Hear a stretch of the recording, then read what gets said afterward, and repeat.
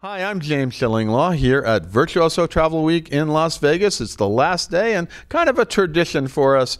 We're interviewing Matthew Upchurch, Chairman and CEO of Virtuoso, on the last day of the conference to kind of go over how it went and also sort of talk about the state of Virtuoso today. And we're going to find out about that and more on Insider Travel Report.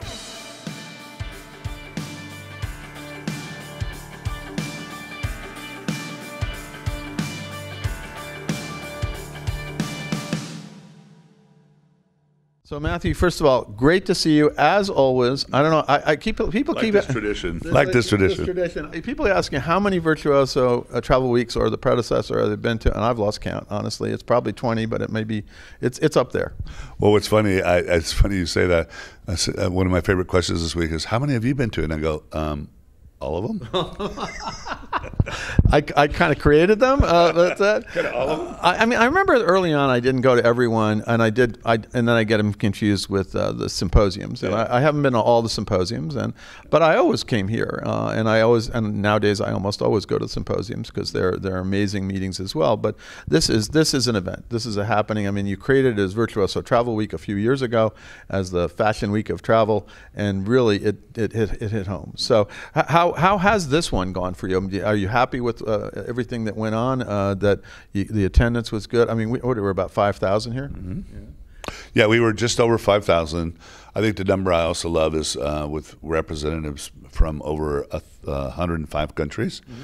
We had roughly just over 400 virtual, so we were maintaining a virtual element of it.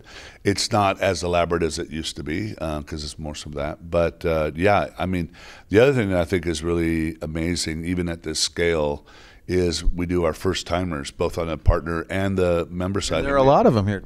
We had 862 first timers on the member agency and advisor side, and roughly 400 and we're almost 500 that were on the partner side. Now, it may not have been first timer. The company may not have been first time, but the representative was. Right. And then, of course, we've grown a lot. We had 84 first timer Virtuoso team members. Really? Yeah. Oh, wow. So, yeah, I have talked to a lot of people who say it's their first time, and I smile and do you like it? And then I said, I've been walking a lot, and especially if you haven't organized, you got to go from Bellagio to area. I try to organize it the way, but you just can't sometimes. But you know what? You got to exercise a little bit out here. And they've actually enclosed the passageway between Vidara and Bellagio now, so the air conditioning proceeds after that. So it's a little interesting. But it has been a fantastic conference, as always. I got here a little late because I had to do my penance on cruising. Yeah. But now let's talk a little bit about kind of the state of Virtuoso today. First of all, are you seeing post-pandemic? I believe I've seen the figures. You're seeing some real significant sales gains, right? Oh, I mean, the sales are just amazing. I mean, they're absolutely in every single sector. They're very, very strong. And we actually did a trend section here. Mm-hmm. The other thing that we started focusing on this year is we also do our pulse survey, right? Yes. And we actually added something. We added a personal fulfillment index. Right. Like, how fulfilled are you? And the reason we did that is because we actually, in 2001, when we changed our mission statement to utilize the Virtuoso Network to improve the compensation and personal fulfillment of the frontline travel advisor, we felt like, yeah, it's great to make a lot of money, but also, is it fulfilling, or are you going to burn out? You're going to lose those people if they can't be happy in their work. I mean, honestly, I do tell people if a travel advisor is a personally and financially rewarding career, and they look at me like I'm crazy, and of course they can't say that anymore because I think this year especially things started to hit home in terms of the growth in travel advisors. Even Department of Labor has statistics now showing that for the first time ever they're recording more travel advisors. Right? Well, they were was a little bit behind the times because actually it's been growing for a long time. You're absolutely right. Yeah. I mean, we started that whole. We started our focus on growing the advisor, both career switchers and young people back in 2001. But it's been great. And what's also been really fun is I've had so many veterans that have been here who say, you know what, I just can't help but get energized with all these new people who are so excited and maybe I was getting a little jaded, and all of a sudden, like, God, they're excited. And there was somebody at one of the bars last night that was been here, 15 years in a row or something, and they had a brand new person, and that was the case with her. She was like, I was a little jaded, but oh my gosh, my colleague here, she's just so excited. It's like, I feel like I'm like, transferring energy. Absolutely, and that's what's happening, and that happens you have your veterans like Ann Scully, who is always going to be excited and really always juiced up about this event, and having younger people come here, or even people who, they may not be younger, but the first time they've ever done it, and it is amazing. The other thing about that I've noticed is that the organization has, it always was international, but now it's even more so. I think something crazy, like 47% of your members are now international? Yeah, 46% of Virtuoso advisors are now non-U.S. Mm-hmm. Here we had just over 600 of our advisors were from outside the U.S. Mm-hmm. And even as, this was 5,000 people, we are doing what we call Virtuoso Connects, which are small little events, Virtuoso on tours and all that. And in the through the end of July, we'd already networked between members and partners all around in about 40-some-odd events around the world, almost over 6,000 people. Wow. No, I remember there was a drive that you were looking for more international members, and you did succeed in getting many of them, but I just feel it more now that it's become a much more international organization over on the whole, and as well as a larger organization. Roughly how many members do you have now? Well, there's just, it's funny when people say there's a large organization, because we're actually still under 600 member companies. Really?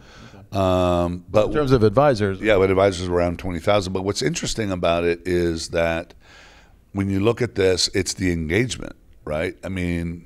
Sometimes you forget, like when we have some of our smaller regional meetings, and there's only like maybe 30 or 40 or 50 members in a particular region, mm-hmm. then you come to realize we're not as big as it's just that we're so engaged, right? The participation levels and engagement, but that's the way we were designed, right? We weren't designed to be a passive organization. Mm-hmm. Like I always said, like if you don't want to, if you're not going to engage, don't bother, coming here.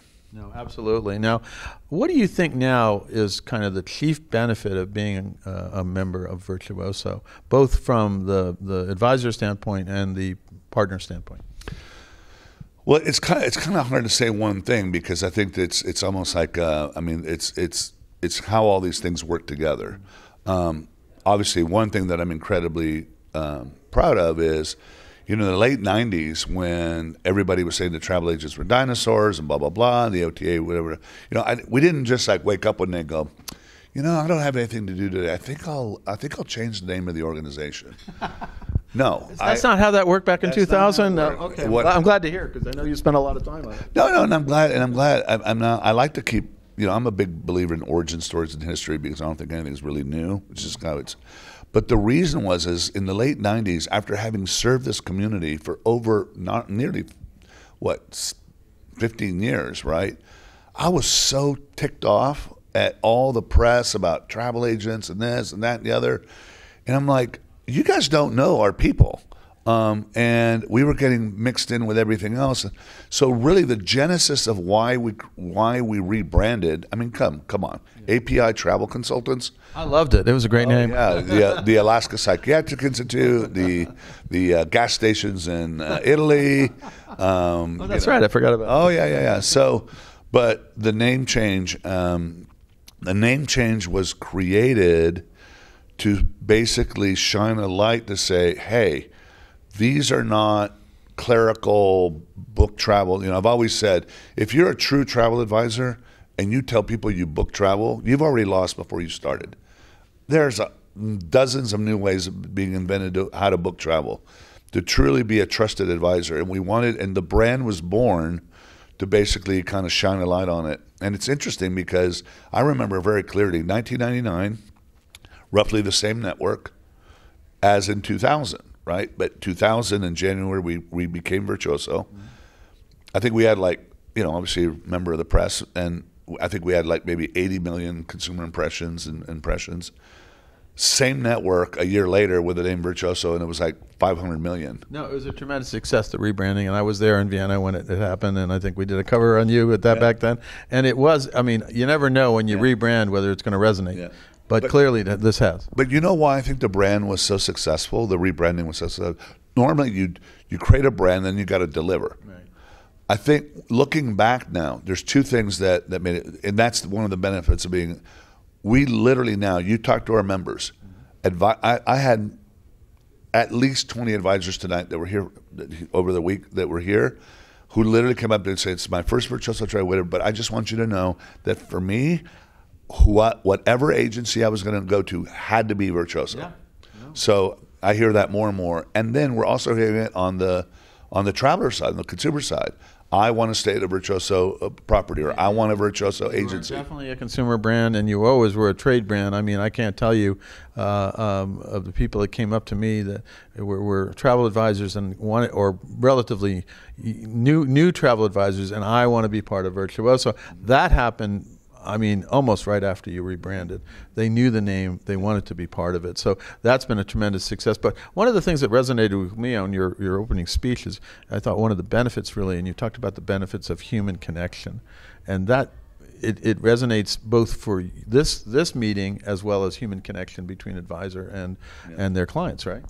Yeah, human connection. And as I said on the opening session, I was really having a good time this year because Herman Elger invited me to speak at the Forbes Summit, and I knew there were going to be a bunch of asset managers, because a lot of times our friends in the trade, a lot of times our GMs and the salespeople, they understand us, but it's the people that own the hotels that are sometimes a little bit of a problem. So I knew there were going to be a bunch of asset managers there, and what I was able to do is I did a talk called the Human Connection Economics, basically making a very strong case based on the success of our advisors, their financial success, how human connection is not some touchy-feely, sound good bite kind of a thing. It is serious economics, and it is driving higher yields, higher repeat factors, higher satisfaction factors. So it is real business, and I think that's kind of exciting to see how our sector is delivering higher net ADRs, higher yields, et cetera. So we are now truly, look, there's all, with AI and all this stuff. I was going to mention that. I mean, everybody's worried about AI, and I don't know why. I mean, we've had all these issues where this is going to take over and we're not going to be necessary anymore. It never happens, right? No, I think the challenge with AI is going to be that it is good, and it does sound accurate, and it does sound real, and it's going to do a better and better and better job of feeling and seeing and looking and sounding like real human connection.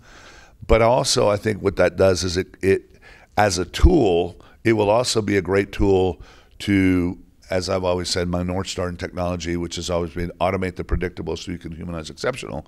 So I think it's already going to be a very practical tool to help us spend more time being human. Right. The other thing that I talked about this year is two very important things, which are the intersection of return on investment with return on life, which is, I think that advisors... You put up a big chart on that. That was I don't read charts, so I don't know. No, but it was a good chart. It got a lot of attention because basically it's like, what's your ROI on a client, which, by the way, is not how much they spend. It's what your income is, like commissions and fees, divided by the amount of time and effort you had to put into it. That's ROI. Well, you were talking about the clients that kind of suck up your time. Well, that was I think first time I heard the word blood-sucking clients. in a speech, yeah. Well, because the other one is return on life, and that is the protection of your life energy. Yeah. So how many? So the reality is, do you have those clients that they you make a lot of money of them, but literally you shudder when you see the caller ID and like, oh my God, I don't want to talk to this person. And I think that's right now with all the business that we're all getting, right? Now is the time to make sure that you're looking at your clients, not only through the lens of return on investment, but through, how are they, I call the return on life, the life sucking capability of a client. And in the upper left corner, I said, these are the people that are the life sucking vampires that, just. Again, I said it was interesting. Oh yeah. I mean, and we all say that we, obviously the most important thing that we have to manage is our time. Right. But actually, it's not just our time. It's our life energy. Yeah. Like, it's amazing how if you are dealing with positive people that you really get along with, et cetera, blah, blah, blah, it feels like time expands. Okay. The other one that I think is really important is unique ability teams. The ability of, are you really spending your time doing those things that when you do it, you're not only good at it, but it generates energy. Okay. And if not, how can you find somebody that can do those things that even if you're good at it, somebody else that's really good at it, but it's their unique ability, right? And I think that's another big kind of mega trend that we're going to see. That I think is a big opportunity. Absolutely. Now, to just go back quickly to the whole idea of whether you're professionally and personally satisfied as a travel advisor, I think you had some stats that, very high satisfaction levels for your advisors. And then the corollary, very high satisfaction with advisors for their clients. We saw that figure as well. So given all that, then, and right now, do you think now is maybe the best time ever to be a travel advisor? I absolutely do. If you are, there's this concept called working in your business versus working on your business. Right. So my number one piece of advice is, in these days of plenty, don't be so busy that you're only working in your business, being busy. Make sure that you have the discipline to stop and have a framework for working on your business. Be strategic. Be more conscious about what you're doing. Set up frameworks. I'm, you know me really well. I'm one of those guys. Squirrel. So I could be easily distracted. You're getting better, man. I got to tell you, you're getting. After 20 years, I've known you. Dude, I'm 61. If I'm not better by now, I better hang it up. But I've become a very big fan of frameworks. Right. And I don't really care what framework you use. I mean, there's a whole bunch of them out there, but I actually believe that good frameworks actually make people more creative because it allows you to kind of go off in tangents, but always be able to come back to something solid. No, that's great. Now, my final question really has to do with you personally. Yeah. You were talking about if the travel advisors are looking at this, and are they professionally and personally satisfied? Are you still professionally and personally satisfied by running Virtuoso? You know what? I came into this Virtuoso Travel Week the most relaxed, the happiest, it was amazing what's going on. Super satisfying. I mean, I had some meetings in this room where, some of our members just telling us about their success.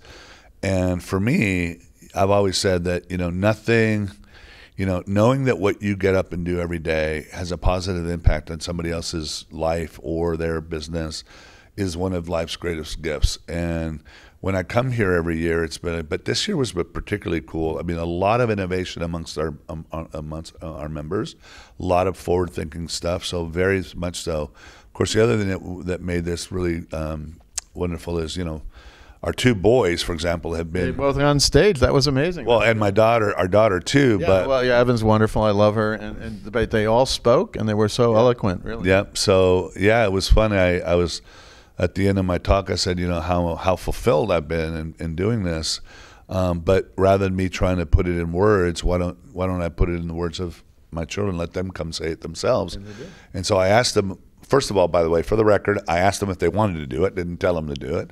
And second of all, I said, well, if you do it, you got to write your own words. And I have to say that it was really gratifying. And I've told so many members here, this community helped raise my children with Jessica and me, and they made a huge impact. And I think that our children's been blessed by having seen this migration of human connection over all these years, and it's fundamentally shaped who they are. So it's the best of what this industry has to offer. So do they have an interest in maybe succeeding you someday, or have you asked them? I sort of asked Clay the other night, and he said, yeah, I kind of like this lifestyle and this kind of the way that my dad is what he's been doing.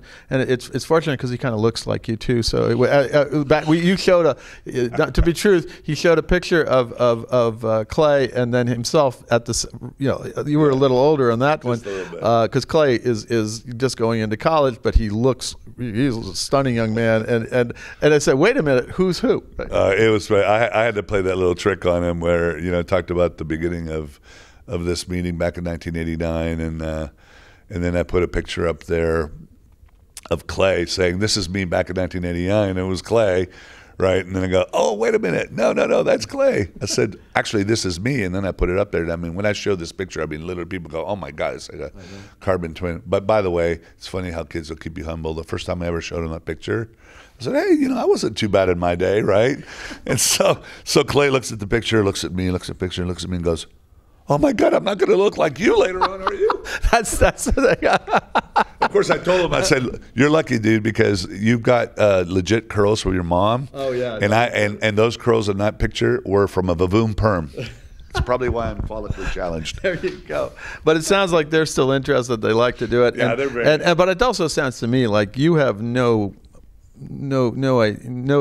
goal. You're not thinking of leaving or stepping back at all. You're still enjoying this and being personally and professionally fulfilled, right? More than ever. And I mean, last night, I'm here with, Scott Largay, Uncle Roland's, grandnephew. I'm here. Last night I ran into Margaret, Troy Hayes' daughter. Yesterday, Amanda, who's Damien McCabe's daughter, whatever, watching my own now growing children, building relationships with, I